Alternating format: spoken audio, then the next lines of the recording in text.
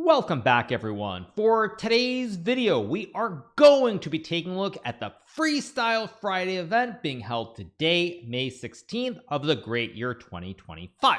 Now, Freestyle Friday is a tournament relatively new where the players play 11 rounds of Fisher random chess with a random assortment of the pieces, and it of course is being sponsored by the Freestyle Group, which organizes this great grand tour of chess tournaments throughout the world. So without further ado, we're going to pick up the action in round number 5. Now, I got up to a very smooth start with 3 out of 3 before I suffered a very tough loss in round 4 to the strong grandmaster Min Lei Tuan from Vietnam. Now, after a loss, you might be thinking I would get an easier pairing. Alas, it was not meant to be, as I was paired against a 2-time world championship challenger, Jan Nepomniachtchi from Russia. So in this 5th round game, I have the white pieces, and as you'll notice, of course, we have a random setup. Now, the first thing that I look at is anything unguarded in the position. So for example, I look at these pawns here on a7, b7, c7, d7. Everything appears to be guarded by the pieces for my opponent. So because everything is guarded in terms of the pawns, the next thing I look at is there an obvious first move to try and play for the center? So I'm looking to see if there's a way to play for the center. Ultimately, I didn't see it, so I decided to play the move f4. Now, beyond that, this next thing besides playing for the center is you look at the mirrors. So for example, after e4, e5, I'm looking at do moves like d4, f4 make sense? In the case of both moves, I actually was worried about something like c6, opening up threats. If I go d4, takes, and g6, I'm also worried about threats on this diagonal as well. So ultimately, I play the move f4, and now Jan plays f5, g3, g6, knight b3, and now we get the move knight b6. Now, thus far, we have the classic mirror on the wall. Who's the fairest of them all? But very quickly, the mirror dies because I play the move bishop d4. You get takes, Jan plays c5, and now I go knight f3. Now, ordinarily, I probably would not play a move like bishop d4, but again, because we're playing blitz chess with 3 minutes and a 1-second increment, you cannot think too long in such situations, and you just have to go with what makes sense.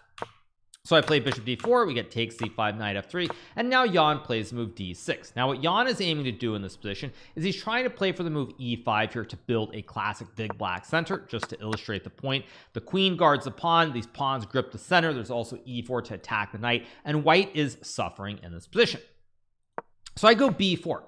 Jan plays move c4, and now I play the move queen to a1. Now this move is a dual purpose move. I want to stop black from playing e5 here as I guard the square with the knight, the pawn, and the queen, but also I potentially want to go a4 as well to play a5 and kick this knight away. So multi-purpose move to play a4, a5 and kick the knight, but also to stop the move pawn to e5. So we get the move knight d5, and now I play the move a3 to simply guard the pawn on b4, and Jan plays the move knight b6.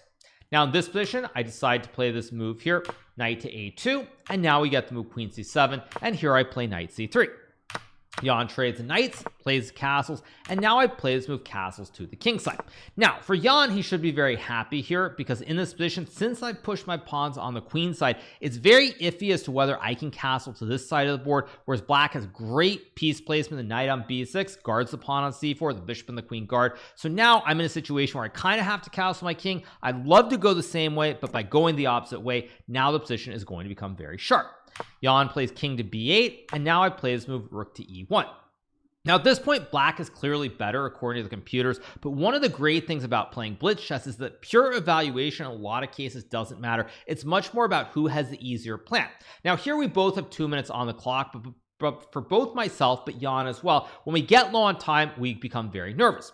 Now additionally, there's probably this thing called the Hikaru effect in the back of Jan's mind, because in the recent Title Tuesdays, I've crushed him in a couple of games. Mind you, I've been worse, much like this game as well, but ultimately when the time gets low, I've been able to outplay him and defeat him. So no doubt that was in the back of his mind as the game progresses. We get this move bishop to d5 here. Now I play the move d3, and when I say easier moves, what I mean by that is when we look at this position, black can't go e5. White covers a square, so you can't really play for this idea. Knight d5 is a move, but after queen to d4, for example, what's your next turn? This knight is a little bit loose, just to illustrate the point. Maybe knight g5 here, open up the diagonal, pressure the knight. It's just not easy to play. So Jan goes bishop d5, but now I play the move d3. Now this move is a very logical move here for me because my idea is to play e4, and now I want to contest the center myself. But you'll also notice because black is never getting e5, black doesn't really have enough of the grip. So we got this position after bishop d5 d3, and now Jan takes a pawn on d3. Now this is a big mistake here, but again, the flow of the moves, the time usage all come into play here, and it's hard to really critique Jan because the computer prefers bishop takes f3, takes, and now the move e5, but this is not necessarily the most logical way to play because you're opening up this long diagonal for the bishop, and it also feels like the pawn on c4 is loose, the pawn on e5 is loose, and without a lot of time to calculate the sequence, I don't really think it's very reasonable to play. Now, if Jan were to use 30 seconds, I definitely think he could have played it, but that is not who Jan Nepomniachtchi is as a chess player. So we got the move pawn takes pawn. Now I trade the queens, and here I take on d3 with the e pawn, opening up the file for the rook to target the pawn on e7. When you combine that with the fact that I have both the squares on g5 and d4, aiming for the family fork with knight to e6 here, black already is struggling a little bit. So Jan plays move rook e8. Here I go knight to g5. We get pawn to e5 being played. Jan could have traded on h1 as well, because after king takes h1 and e5 it would be a transposition. The main reason I mentioned bishop takes h1 is if I were to go for knight e6, forking the king and the rook, king d7, knight takes d8. Here black has to move bishop to f3, and now both the rook and the knight are under attack at the same time, and black is a little bit better. So Jan instead plays e5. I take on e5, he takes back, I take on h7 here, and at this point the dust is starting to settle where I'm up a pawn in the late middle game. I'm also down a little bit of time on the clock, but because it's an end game, I'm not too worried. So Jan trades the bishops, goes knight d5, and now I play the move knight g5 back. I'm a little bit worried here that my knight might get trapped, so when I go knight g5, I bring the knight out of harm's way. There are all kinds of squares available, f3, h3, and f7, mainly f7 to fork the rook and the pawn, but basically just no tricks involved. So Jan goes knight c3. I play rook to a1 here, not rook to d2, by the way, because now black can go e4 here. I'm unable to take the pawn as I would hang my rook, and after a move like rook f2, now black can simply take on d3, and after takes, knight d5, black is completely fine here. The rook is going to e3 to hit the pawns on the third rank, or rook to e1, rook a1, and rook d1. Either way, black has no issues. So I go rook to a1. Now the irony here is that the best move is in fact to play e4 anyway, because even though the rook's not on the d file with the pin, after pawn takes pawn, black can simply take, and after rook to e3, there's a very nice move knight to d1 here, attacking the rook, which I have no doubt Jan did not see, and in a few seconds he was calculating, because if white takes the pawn, there's knight to f2, forking the king and the rook and winning the game. So e4 would have been the best move here, and after e4, probably the best I can do according to the computer is takes, rook e3, knight e1, rook e1, knight c3, and make the draw, because if I go a4, for example, now there's rook to d4, and suddenly all the pawns are very weak. Instead, Jan plays a natural human move, pawn to b5 here. He's trying to lock this rook on a1 and create this great square for the horse on c3 where it can't be attacked. Note, if I were able to play a4, for example, then I could go rook to a3, dislodging this knight, but after black goes b5 here, a4 simply would hang a pawn to knight takes a4. So I really like this move from Jan. He's setting up this knight here on c3 to stop me from doing anything, but now I find a great resource. I go rook e3, knight d5, rook e1, knight c3, and here I play the move knight to f7. Now in this position, I'm forking the pawn and the rook. Jan goes rook d5, obviously to guard this pawn twice, and now I play the very creative move pawn to a4. Now, computer still says black is fine, but only if you play this move pawn to e4 here, because now after a takes b5 and this move king to b6, apparently black has no issues. Frankly, as I look at this as a human, I'm a little bit surprised to see that this isn't a big deal. The main reason I think it's not a big deal is if I were to go check and takes, now there's pawn takes pawn, sacking the rook, and here after d takes c2, suddenly black has rook d1. Apparently it's still kind of equal somehow with rook c7, and I guess now white can go for a double rook sack himself here, and I guess this is probably a draw, but frankly very, very weird, very unusual, and hard to spot for either player. Instead, Jan plays the move knight takes a4. Now I think when Jan played this move, he simply miscalculated that I could go c4, the most explosive move in the game of chess here, because while I fork the rook and the pawn, there's a much more important concept here, which is that this bastion knight on a4 will no longer have a bastion, since I'm going to take the pawn on b5 and dislodge the horse. Now if black were to take on c4, I can simply take back with the pawn. The rook and the knight are both under attack, and after rook d7, rook takes a4, rook f7, rook a7, it's spaghetti-o time. I win this rook on f7, and with it I win the game. So Jan goes rook d3. Now I take on b5, and the reason everything is collapsing so suddenly for Nepo is that the pawn on e5 is still under attack, but now the pawn on a7 is also hanging here, and it's a complete disaster. We get knight c3. I play knight takes e5 here, forking the rook and the pawn. We get rook to d5, takes, king b6, and now I play the important move, knight to c4 here, checking the king and attacking the rook. Jan takes my rook. I in between play this move, pawn to b6, tickling the king. I take on e8. Now we get rook d4, check, king b7, check, king b8, and here I play the move knight to a5. Jan goes rook d6, and here I play the move rook c7, and in this position Jan Nepomniachtchi resigns the game because the knight on c3 is under attack here. So black can't really save the knight. If you move the knight to b5, I go check. If you sack the rook, white has way too much material.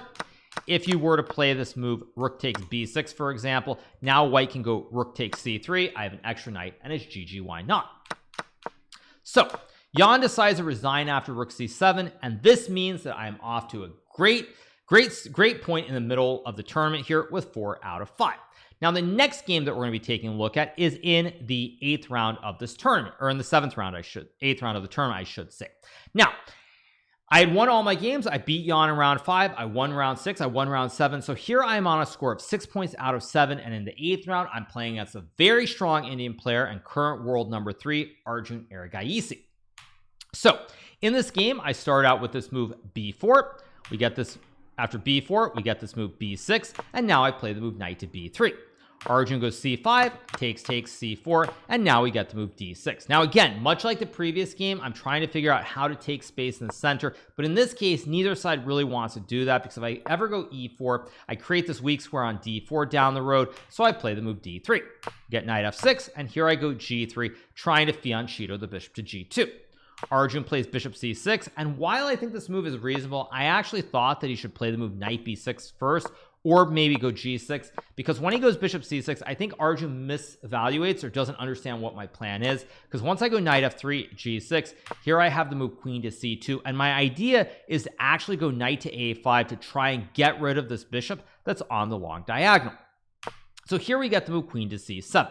Now I play the move knight to a5. There's nothing wrong with this move per se, but as soon as I play this move, I kind of thought that maybe I should go bishop to h3, because if black goes, actually, sorry, wrong order. I thought here maybe I should go bishop h3, because if black goes e6 after bishop c3, bishop g7, and queen to a1, all of a sudden I have this massive threat on the diagonal, the double A battery. Black has to go for Le Bon Cloud with king e7, and after castles, I think white should be better.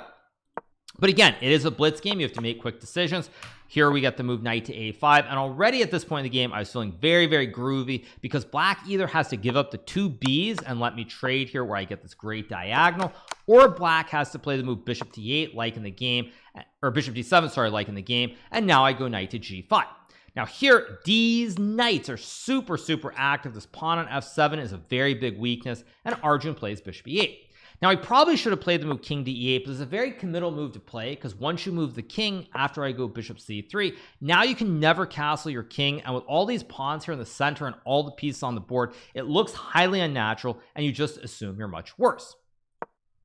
So Arjun plays the move bishop e8, trying to keep the idea of castling his king alive. I go bishop g2, and now we get the move rook b8. Now here I play the move bishop c3 after a 5-second think, and while this is a very logical move, one of the things that's very important at the top elite level of chess is understanding the moments in the game when you need to use your time.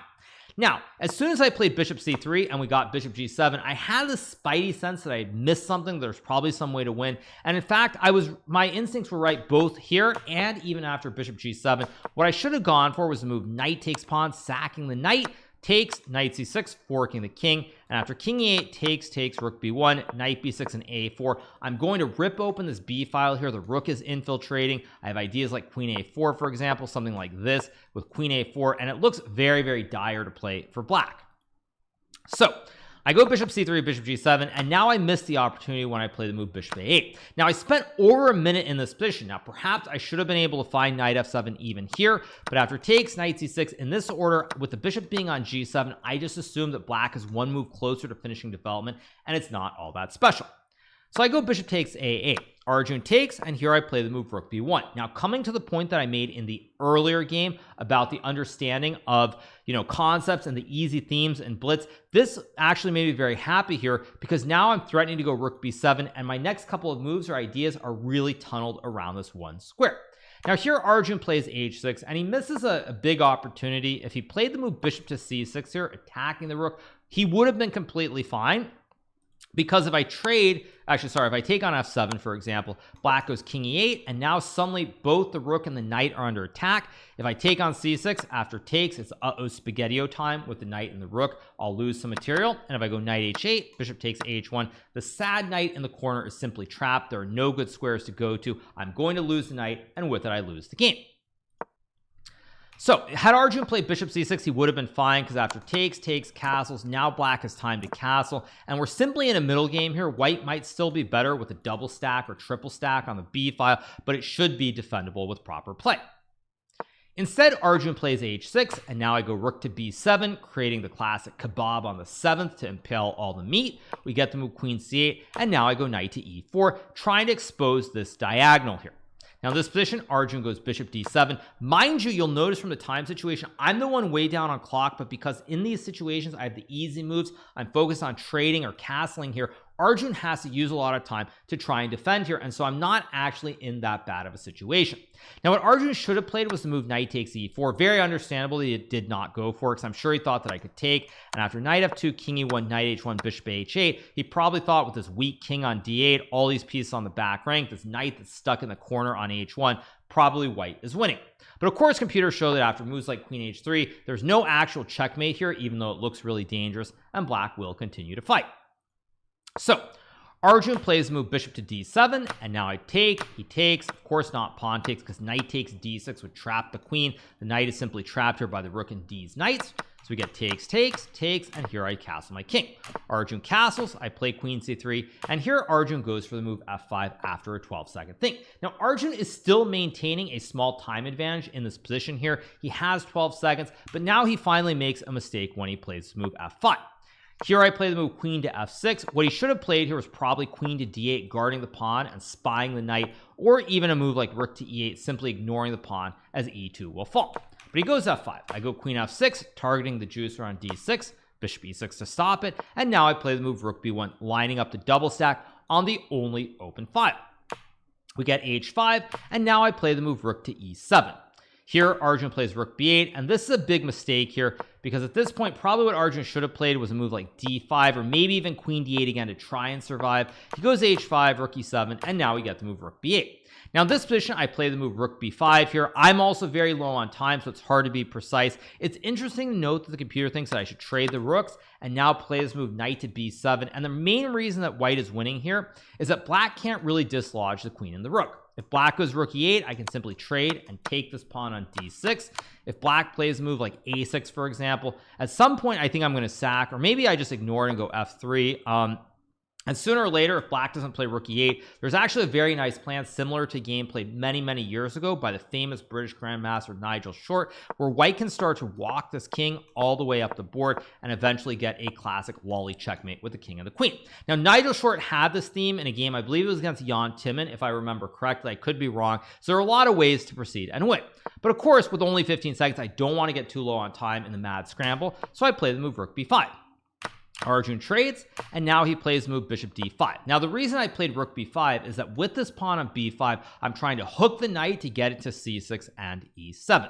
We got bishop d5, and now I play this move pawn to e4. This is a good move, but in this position, queen takes d6 would have been good enough. Rook takes a7. Actually, no, rook a7 is bad because of queen b8, and now the queen gets in. I'm in trouble, but probably I should have seen queen d6. But with only 10 seconds on the clock, I'm trying to tell myself mentally, don't get down to the situation with 2 or 3 seconds where every move you have to play on instinct. So I go e4. Arjun trades, goes bishop takes a2, and now I play the move knight c6. Now it's interesting how I was so hard tunneled on the knight being on c6 to go to e7, because again, knight to b7 and knight takes d6 would have been very good. So I go knight c6. Arjun plays a6, and now I play the move rook to a7, and this move finally sets up the grand threat of playing knight to e7 to fork the king and the queen. Arjun goes queen g4, and now I play f3. Very important move, as the queen is threatening to check and take the pawn, but f3 is guarded by the queen, and now the queen on g4 is stuck, so Arjun has to go back. I trade, and now I play b6, pushing my p through here with the pawn on e4 stopping bishop d5, and the simple idea of b7 and b8 queen. I am going to win the game. We get rook takes f3, b7, rook b3, and here I queen. We got takes, and at this point Arjun resigns the game, as I simply have an extra rook in this position.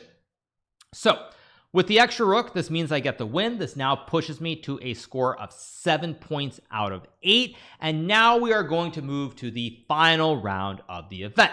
Now, with a score of 9 points out of 10, I was a half point clear of the field after my big victory in the 10th round against Dmitry Andreikin, but I'm playing against none other than the future first American world champion, Hans Niemann, with the black pieces. Now, Hans is a half point less, so if he does beat me, he will most likely win the tournament. What I knew is because of my great tiebreaks, if this game was even a draw, I would win overall. So we get the move e4. Now I play e5. Main reason behind e5 here is I'm simply trying to be very, very solid and steady. So I play e5. Hans goes b3, and now I play the move pawn to b6. We're playing the mirror again, much like all the previous games. The main focus for me is simply to focus on the fact that I need to be careful if white tries to take the center. Now, white can't really claim the center right away because after f4 and takes, you'll notice immediately my bishop and rook spy the pawn with a classic 90-degree right triangle. And after queen takes f4 in this position, I can simply play the move d5 here, and white is struggling massively. My knights are coming in very quickly. The pawn on e4 is weak, and white will lose the game. So we get h4. I play c6 here. Hans goes knight d3, and now I play the move f6, reinforcing the pawn. Hans goes f4 here, not wanting to let me get the big black center with all these pawns. So we have f4, takes, and now I play the move knight e6. After knight to e6, Hans trades. Worth pointing out, computer says after queen d6, queen d6, hitting the pawn and the knight to d3, and castles, black is apparently better. So I play knight e6, trying to be solid. We get the trade, and now Hans plays d4. I go queen e7, trying to win this pawn on e4, and here we get the move pawn to c4. Now I play the move d5. As you'll notice, white is trying to build this big white center. I have to do something right away, or I'm going to end up in trouble. I go d5, we get knight to e3, and now I play the very important move knight d6. If I were to take on e4, after pawn to d5, takes, the knight guards the pawn, and suddenly the rook is in all kinds of trouble. If I go rook e5, I lose the rook. If I go rook d6, there's knight to f5, forking the queen and winning the rook, and I will probably lose the game. So I go knight d6. Hans plays e5, I take, he takes, and what I think Hans missed in this game is that here I can simply castle the king. Now remember, the king is already on the square, so the king doesn't have to go through the check. If my king were on e8, for example, the king would have to cross the file, but because my king is already castled, I can, or not castled, my king is already on g8, it doesn't cross the file, so I'm able to castle, and now Hans has to play queen d3. I go knight e4, takes, and now I play the move queen c5, check, and here we got the move bishop d4. Now it's worth pointing out, of course, white could also castle in this position as well, but after rook takes f1, and bishop takes e5, takes, black is simply up a pawn in the center of the board, and black will win the game. So before we keep going, I actually need to answer my phone because my pizza has arrived, so give me 1 second, you guys, and we'll keep rolling.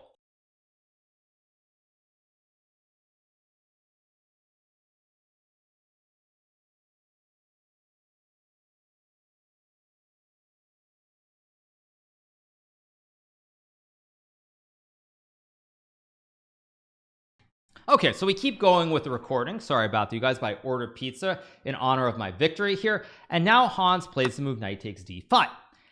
Now in this position, I play the move queen c5. It's worth pointing out when you look at the time usage, Hans spent a lot of time. Like at this point, he was up 30 seconds on the clock, but even though he's up 30 seconds, the game is simplifying, so there's no real way to take advantage of the time. So we get takes. I make the check. He goes bishop to d4 here. I actually thought initially I was winning in this position, but bishop to d4, queen takes d5, queen takes e4, and white is actually guarding everything in this situation. So I trade the queens, and here I play the move bishop takes e5. Computer actually says rook to f4, bishop a8, rook takes f4, castles, and maybe rook takes e5 is a very tiny advantage for black, but honestly I saw a simpler way to play. So here I play bishop takes e5. If Hans were to take the bishop, I have bishop takes d4, king h2, and after bishop e5 rechecking the king, I then capture the bishop and I win the game. So Hans goes for bishop takes h7. He could also take the bishop on e5, and this is a very important moment because if I were to take the bishop, I lose to the move bishop takes h7, creating the classic fossil here where I have to move the king, I lose the rook, and I lose the game. But after bishop takes e5, I can take the bishop, white takes back, and after rook to e8 here, white cannot save this bishop. If you move the bishop, you lose the rook, and after castles, takes, this is simply a dead draw with both sides having 4 pawns on the board. So Hans goes bishop h7, takes rook e5, I trade rook e8, and while temporarily I'm down a pawn here, with the rook e2 move creating the classic kebab on the second rank, there are no chances to lose. We got bishop g3, rook e2, bishop f2, trying to preserve the pawn on g2. I take on a2, rook h3, and now I decide to play the move rook to a1 and simply force a draw by repetition. In another world, I probably would play on with the 2 pawns versus the 1 on the queen side to try and win, but I knew that due to my great tie breaks, I was going to win the event with a draw, so I simply forced a repetition, and with that, I win the Freestyle Friday event on chess.com for a 3rd time. Now, Freestyle Friday is an event that I traditionally have not done great in, so that's why I haven't won it as many times, but it's still good to play the top players like Nepo, Arjun, people like Hans, and show that I have the skills. So, on that note, I hope you guys have enjoyed this recap from the Freestyle Friday event held today on May 16th of the great year 2025. If you are not already subscribed to the channel, make sure that you smash that subscribe button below, and we'll be back with some more great content and speedruns in the very near future. Have a good one. See you very soon. Bye.